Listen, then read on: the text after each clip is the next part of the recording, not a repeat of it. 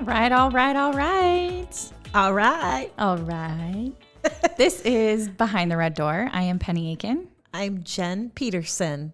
And we are the dynamic duo that is the leadership arm of the Red Door Realty Group. Indeed we are. Well, There you go. And we're here today without a guest. Exactly. Well, we are the guests. We are the guest. You're right. We're special. Not sure. So special. Oh, no, so we've had the pleasure of having so many awesome people on our show. Yes. And our first episode, it was just us. And we thought, well, why don't we loop back around and take a look at the craziest real estate market I would say we've ever seen. And just kind of like the evolution from basically beginning of the year till now. Yeah, it's, I would agree. It's definitely the craziest market that I have been in since I started in real estate back in 2012-ish, 2015 actually, technically. But it's crazy because we started Red Door. The concept of Red Door has been in my head for a while, but we actually officially became an LLC in February of 2020. Great timing. Which, right? Yes. And actually we had this conversation earlier today. So in my previous life, I was a business owner, and we went through 9/11. And 9/11 in the industry that I was in the semiconductor industry. There's a very commodity traded type of product, and 9/11 was catastrophic on our business. Our cost of goods dropped by 80%. We ultimately ended up having to close the company because of the fallout essentially that happened from 9/11.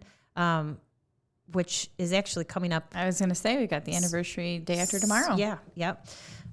Remember all those. That was our remembrance is there. Oh, no question about that. Actually, by the time this airs, but nonetheless, it's in our real time here right now as we're sitting here, and that is that's sad. Is 2 days from today. And that had a really profound effect on me as a business owner, to realize that as hard as I worked and as much that I put into the business and the awesome team that I had, that there were these outside factors that would essentially pull the rug out from underneath us. Right. And of course, you're never expecting something like what happened on 9/11 to happen. As same thing, here I'm starting a business and COVID, and I thought, oh my gosh, here we go again. I can't believe that my timing is like this. And I really truly was very, very, very worried about what this first year was going to look like for us. Of course. So now we're past that one year mark, but, so COVID happened, and, you would think that it would be pretty catastrophic to the real estate market. And, I think we all did. Yeah. And as it turned out, it was actually the best year that I had in my career. Totally understand. Unexpected. So unexpected. Don't understand how that all panned out to be, but it was a pretty big roller coaster in getting Red Door rolling in the midst of a pandemic. But we adapted, right. And I'm pretty proud that here we are now, a year and a half after the inception of forming the LLC, that we are growing and thriving, even through this pandemic and the crazy market that we've experienced over the course of, let's just even go back 6-9 months. Yeah. It's pretty crazy. I mean, what are some of the things that you noticed during this market that have been so unusual? Well, I get the question all the time. Is this a bubble? Is it going to burst? Is it going to be like the recession? And I think we've talked about it and everybody hears about, oh, it's a seller's market, seller's market. What does that mean? Well, seller's market is when there are a ton of buyers and not homes on the market. There's no inventory. As long as I've been in real estate, we've had a quote inventory issue, meaning that it's been a seller's market basically just because of the fact that there's just not that national, it's national, no national inventory. So then you pile on a pandemic and then all of a sudden you have like less than no inventory. So of course, I mean, just basic economics, when you have very little supply and high demand, prices go up. And then, you add the kicker of these low interest rates, like low interest rates. Yeah. Free money. And free money. Less. And I'm here scratching my head going, why are all these people trying to buy houses right now? You think about the level of the pandemic and what that meant in true quarantine. Everybody's job changed, whether it was the location of their job. So, like really a lot of the people at the state of Michigan are still working remote and a lot of them are staying remote. So all of a sudden you have, maybe you're in a 900 square foot apartment and now you're working from home full time. Right. Well, I can't do that here. So buyers moving out of necessity or want, and then having nothing to choose from. And I think part of the reason why during the pandemic that the inventory was low is because people were freaking out. I mean, terrified. Who wants people coming into your home? Oh, right? Exactly. In the very beginning of the pandemic, I just remember frantically trying to figure out how I was going to get enough PPE, enough product to have in the homes of my listings when we were going to actually be able to show them again. And so that makes sense. That's part of the reason why we were low on inventory is, I think, frankly, people just didn't know what was happening and were terrified about the thought of having people come into their homes. But yet, like you mentioned, the buyers, for a lot of buyers, their, career had changed because of the pandemic and working at home and having the need for more space just created this crazy market unlike anything that we've ever seen. That, and then, all of a sudden people are working from home and they're not tied to a location. So this is a perfect time we've always wanted to live in Traverse City. Now we're both working remote. Let's move to Traverse City. But then I think what happened, well, obviously, is, if I'm going to go sell my home and I hear about how hard it is to buy, I don't want to sell. True. Where am I going to go? Right. And so just watching it evolve over the last 18 months, pretty much, of Red Door and then the pandemic, you look at it and you're like, well, when is the other shoe going to drop? When is this going to end or evolve? And I think we've seen it with our own, 4 eyes between the two of us. If you add my glasses, I was going to say, if I put my glasses on. And now we got 8, or a spider. We crack ourselves up, by the way. This is the only reason we do the podcast, because we think we're funny. We're so funny. But then you're looking at it, and then all of a sudden, things are sitting. Those multiple offers aren't coming in, and all of a sudden, we're reeling. And what do you think how long has it been? So it kind of came up, I think it kind of came up kind of unexpectedly and very quick, really. Very quick. As things happen, kind of changed on a dime. Typically, we see the market tending to slow down after school starts. Most people that are shopping are, wanting to get those with families and kids in school. Sure. They're wanting to get into the home, into their new home before the school year starts. Well, and then seasonally things tend to slow down toward the end of the year and the holiday. Interestingly enough, though, last winter there was no slowdown. There was no slowing down, and we were busy the whole 12 months. I think right now, interest rates maybe are ticking up a little tiny bit. But one of the things that comes to mind for me is when I was a kid in school, we went back to school after Labor Day. Right.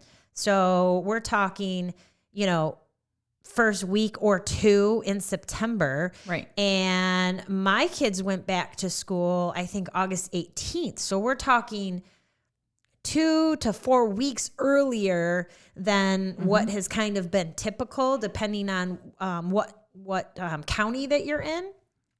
And I think that had a lot to do with things shifting a little earlier than anticipated.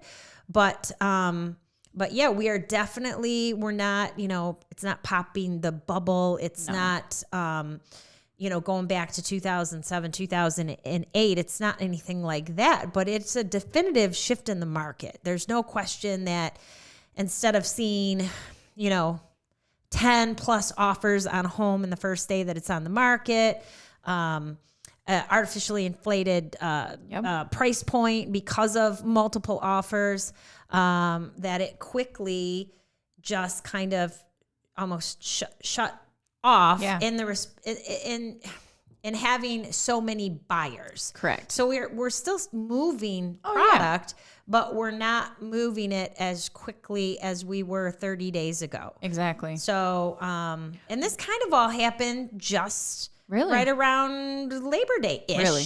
And here's a perfect example. Super hot neighborhood in Howell.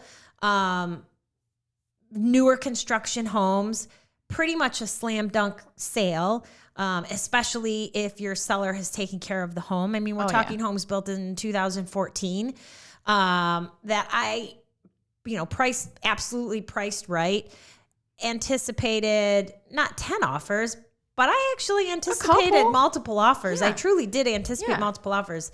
Very slow foot traffic. Okay, maybe people were trying to enjoy the last, holiday weekend of the summer, but, slow foot traffic. And in turn found out from another local agent that also has a listing in that same neighborhood who listed just about the same time as we had, that her foot traffic was surprisingly slow. So we start taking a look at all of our listings in general and start to say, hey, this is a pattern. So we are starting to see a shift. Yeah, a softening. That's softening, a little bit of a softening. And so we have to strategize a little bit differently now when we're meeting with our clients for listings as to what, we think is going to be happening in the market. But I think we've seen the end of the mayhem. Yeah, and in our preferred lender partner, Victor at Highlands Mortgage, I believe he and his associate Danielle were even saying, like, maybe even first quarter of the year, we're going to maybe see some rate increase, because they say that every year, but it really hasn't happened. And that'll be interesting to see. Do you think buyer burnout has something to do with this softening?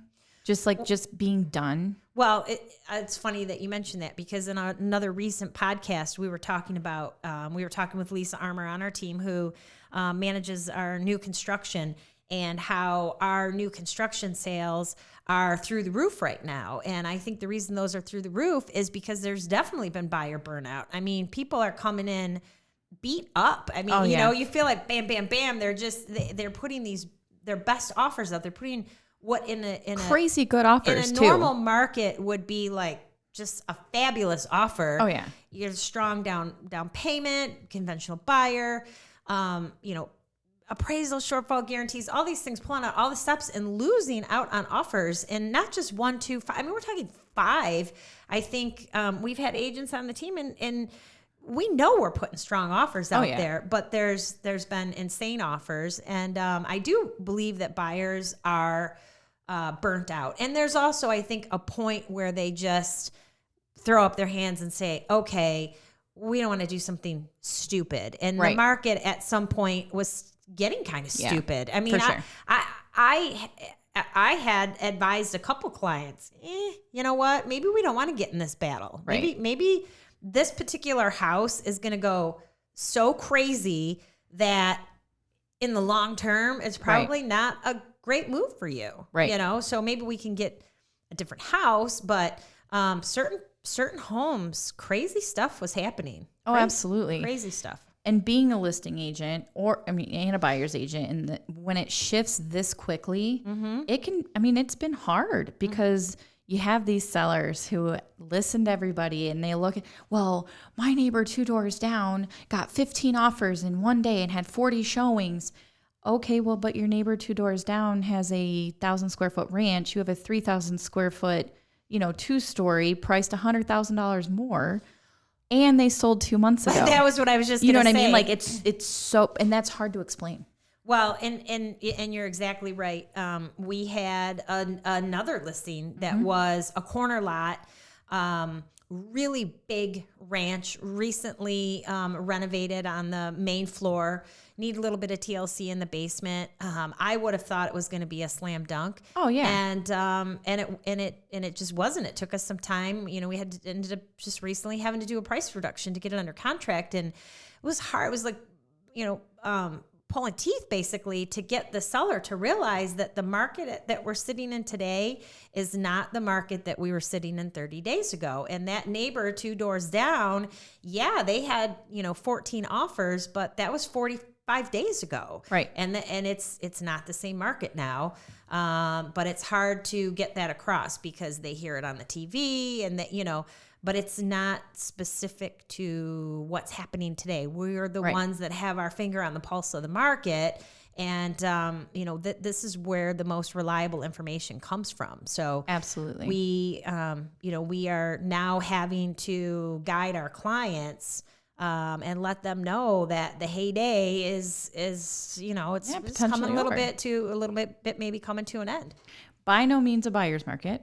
No. But this is the market. I mean, just in the last 30 days, really, we've had more FHA offers accepted. Yeah. We've accepted way more VA offers. Yeah.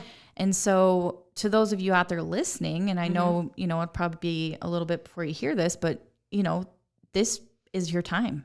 Oh, yeah. This is your time. Go out there. You're not, we've had a lot under asking. I mean, it's so fast. It's really like, it's too fast to even try and explain it because, like you said, that 5 minutes, I feel like, and all of a sudden, oh, well, why has that been on the market 30 days? Well, because 30 days ago, the shift happened. And, I personally, I would love to see a buyer's market. I've not been in one. In 7 years, I've not been in a true buyer's market.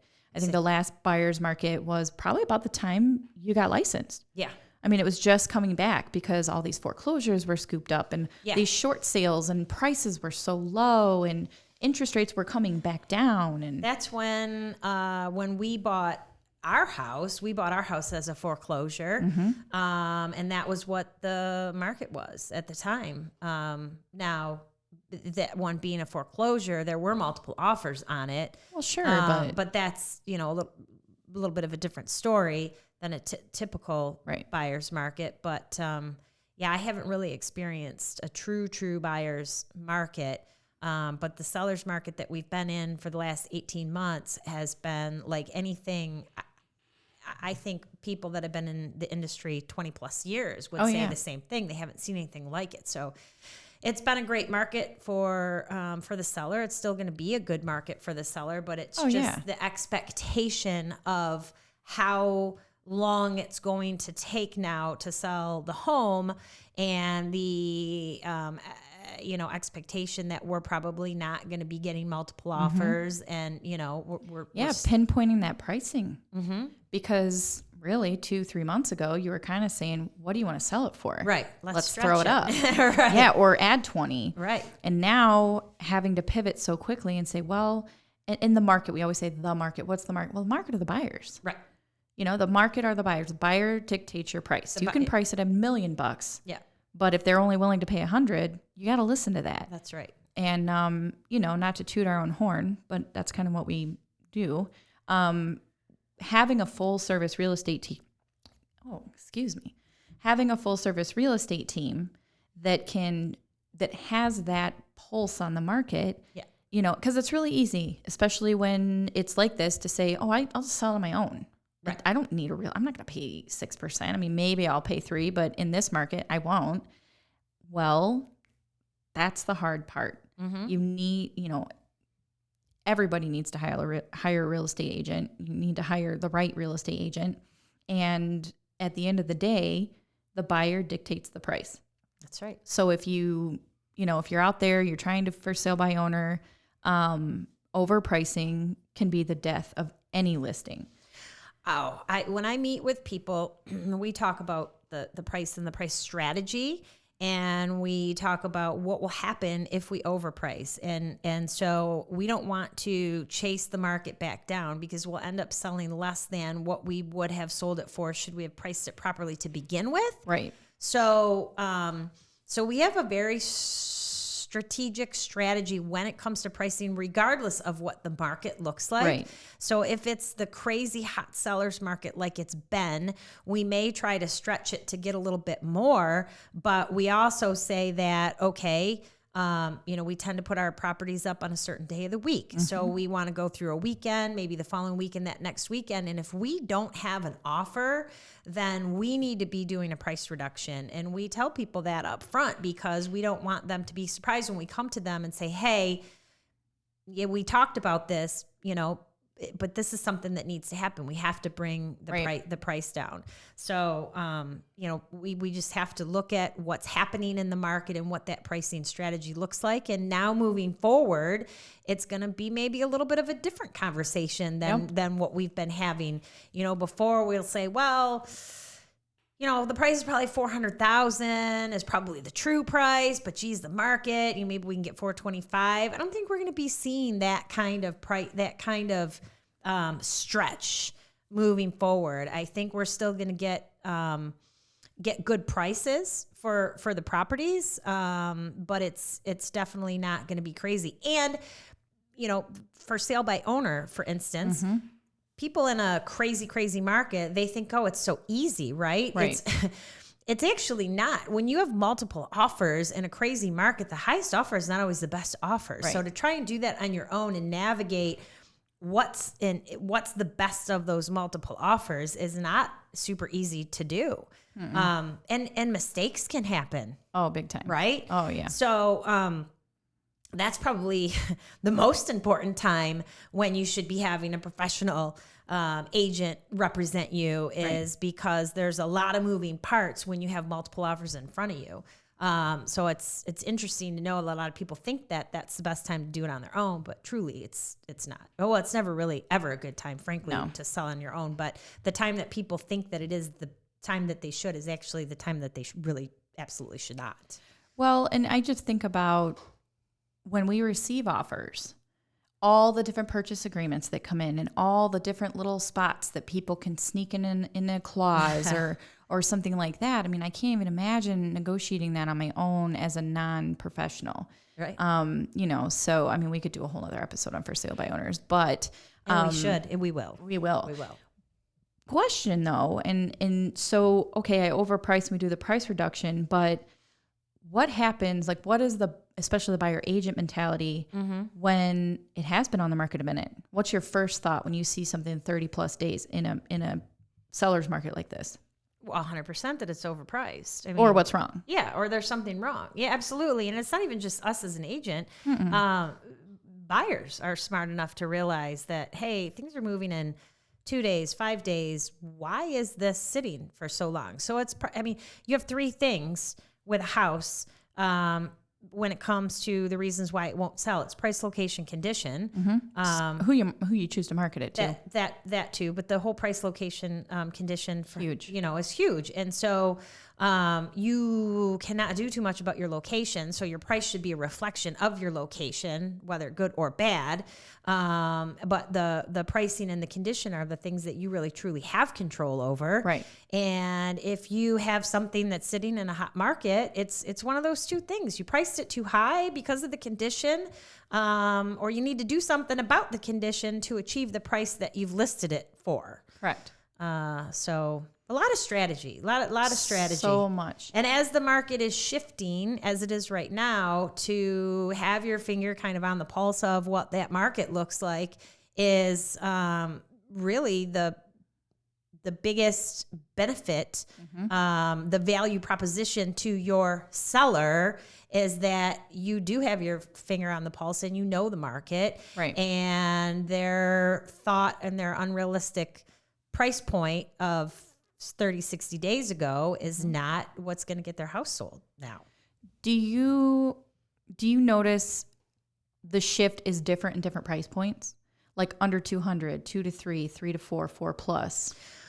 I think here in Livingston County, the sweet spot price, generally speaking, we don't have too terribly much that's under 2,000 here, 200,000 here in the county, unless it's pretty rough, right? Right. So that sweet spot is that 2 to 250 price point where the majority of buyers are looking. Mm-hmm. So I think that market is holding its value better than the higher priced homes right now, because Right. I think we have a bigger pool of buyers in that price range. Mm-hmm. So we're not seeing as much of a shift there as we are, say, in the 400,000 and above price range. And it makes total sense because just, across the board, there's more people who can afford less than more. Correct. Not saying that it's not happening. Correct. And not saying that there's not still unicorns out there that are getting all those multiple offers. I mean, obviously one size does never fits all. Correct. Yeah. But, and of course, coming from Ingham County and the Lansing area market, my entire schema as far as what real estate has changed, because it is so different. Yeah. And so our median price point here in Livingston County over the last 2 years has been about $330,000. Mm-hmm. In Lansing, it's like $175,000. I mean, huge difference. Such a big difference. I mean, there's a lot of more affluent suburb type things, but even there, I mean, maybe it pushes 250, Mm-hmm. but it's just such a mindset change, Mm-hmm. because it's literally a different ball game. Oh, yeah. And, I look at our board and I'm like, wow, I think the most expensive house I ever sold was $450. Yeah. And like, that's like Not too far off from our average, really. Yeah. So it's totally, totally different. And I'm interested and excited really to see what happens in the next year, not just in the market, but for Red Door in general. And we've got some big things on the horizon, fun things on the horizon. Certainly growth on the horizon. Oh, absolutely. Really, truly, regardless of the market, by the way, I think that we've got some new things in play that are, just a growth mindset for us, regardless of the market. We've got some pretty exciting stuff coming on the horizon, and we'll chat about that in future episodes. But we're still hopeful that we, have somewhat of a good seller's market for as long as we can. Yeah, I mean, I think it'll stay. And I'm excited just as a real estate agent in general. I would love to see a buyer's market. Yeah, I would love to see that. I think it would be. I wonder what it would be like. And of course, we'll see what happens with interest rates and all that, because there's several. What do you think the key points as we close out here of like?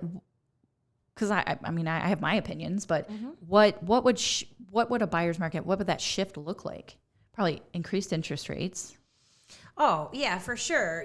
Or what's going to cause it? I said, what would flip it to that? Well, I think what's going to happen if interest rates do change and we see, higher interest rates coming out, we're going to find that we're going to have even more and more buyers in the lower price points, because the buyers are now not going to be able to afford as much house. So that's going to be one thing that you're going to just see in general. Some of the higher price point homes potentially sitting on the market longer, Mm-hmm. because there's not as many buyers that can afford to buy them. So that right there is going to be a big issue. And I think we're starting to see a little bit of that shift. So it's going to be interesting to see what happens with the interest rates, and what happens with the buyer pool. The pandemic still is in play, because now the kids have just gone back to school, and we're back to quarantining families because of the pandemic. Are people actually going to be going back to their place of employment? Are they going to be continuing to work at home? Right. Those that are going back to work that might have thought that they were going to be able to work from home may not be able to work from home. So they might not even be in the market. I mean, there's a lot of uncertainty. If we only had a crystal ball, it would be amazing. But it's a big fat question mark is what I would say right now. I'm ready for the ride. Always ready for the ride. The real estate roller coaster. We're on it, buckled in. Yeah, always. Yep, it'll be interesting to see.